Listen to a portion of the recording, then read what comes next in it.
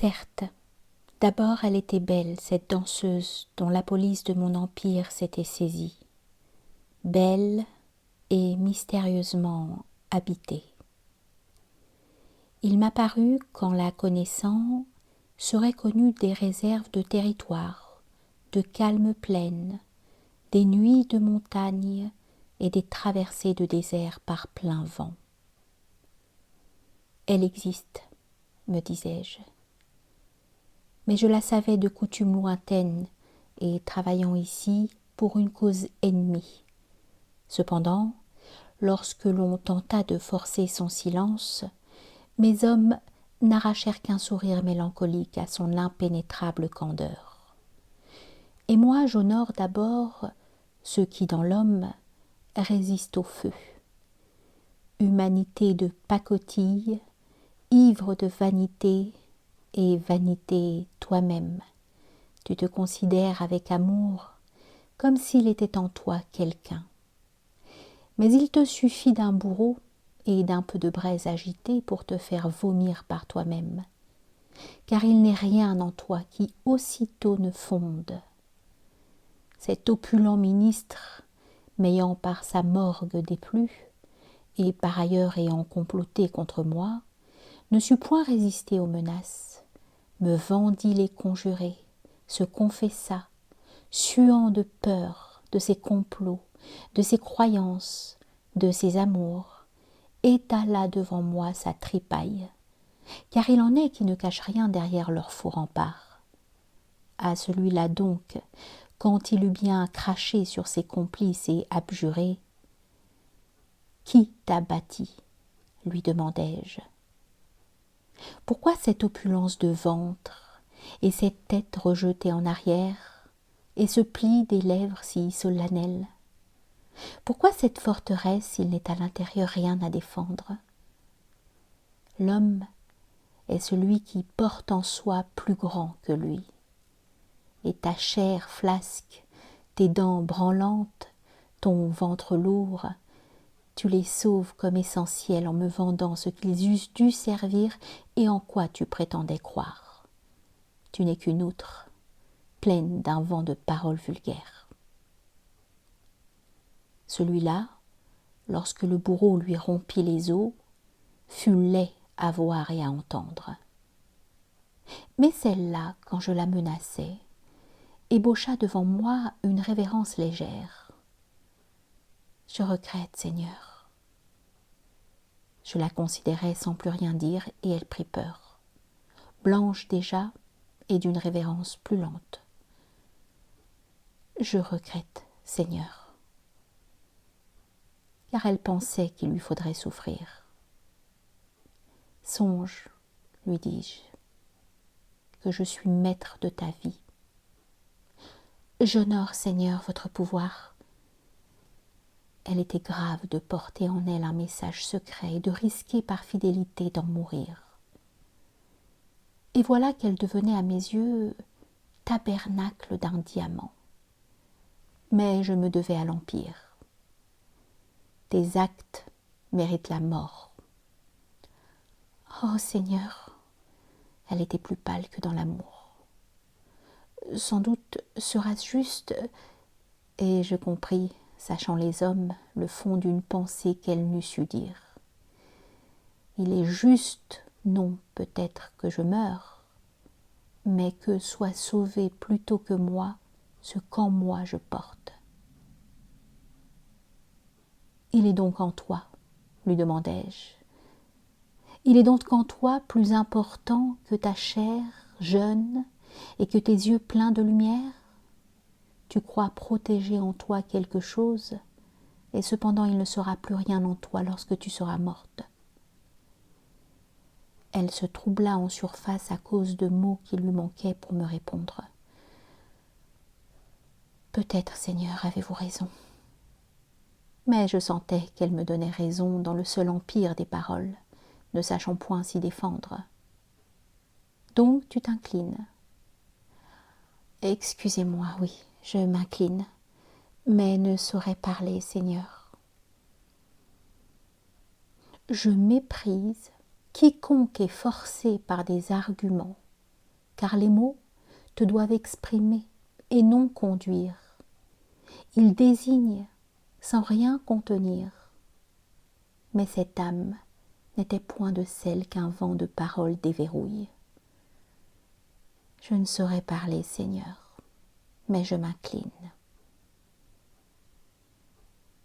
Je respecte celui qui, à travers les mots, et même s'ils se contredisent, demeure permanent comme l'étrave d'un navire, laquelle, malgré la démence de la mer, revient inexorable à son étoile, car ainsi je sais où l'on va.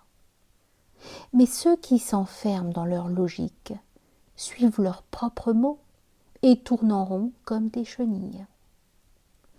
Je la fixai donc longuement. Qui t'a forgé? D'où viens-tu? Lui demandai-je.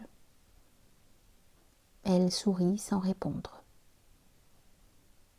Veux-tu danser? Et elle dansa. Or sa danse fut admirable, ce qui ne pouvait me surprendre puisqu'il était quelqu'un en elle. As-tu considéré le fleuve observé du haut des montagnes? Il a rencontré ici le roc, et ne l'ayant point entamé, en a épousé le contour. Il a viré plus loin pour user d'une pente favorable. Dans cette plaine, il s'est ralenti en méandre à cause du repos de force qui ne le retirait plus vers la mer. Ailleurs, il s'est endormi dans un lac. Puis il a poussé cette branche en avant, rectiligne, pour la poser sur la plaine comme un glaive. Ainsi me plaît que la danseuse rencontre des lignes de force, que son geste ici se freine et là se délie, que son sourire qui, tout à l'heure, était facile, maintenant peine pour durer comme une flamme par grand vent, que maintenant elle glisse avec facilité comme sur une invisible pente, mais que plus tard elle ralentisse car les pas lui sont difficiles comme s'il s'agissait de gravir. Me plaît qu'elle bute contre quelque chose, ou triomphe, ou meurt. Me plaît qu'elle soit d'un paysage qui a été bâti contre elle, et qu'il soit en elle des pensées permises et d'autres qui lui sont condamnées. Des regards possibles, d'autres impossibles. Des résistances, des adhésions et des refus. Je n'aime point qu'elle soit semblable dans toutes les directions comme une gelée, mais structure dirigée comme l'arbre vivant, lequel n'est point libre de croître, mais va se diversifiant selon le génie de sa graine. Car la danse est une destinée et une démarche à travers la vie. Mais je te désire fonder et animer vers quelque chose pour m'émouvoir de ta démarche. Car si tu veux franchir le torrent et que le torrent s'oppose à ta marche, alors tu danses. Car si tu veux courir l'amour et que le rival s'oppose à ta marche, alors tu danses. Et il est danse des épées, si tu veux faire mourir. Et il est danse du voilier sous sa cornette, s'il lui faut user pour gagner le port vers lequel il penche et choisir dans le vent d'invisibles détours. Il te faut l'ennemi pour danser. Mais quel ennemi t'honorerait de la danse de son épée s'il n'est personne en toi? Cependant, la danseuse, s'étant pris le visage dans les mains, se fit pathétique pour mon cœur.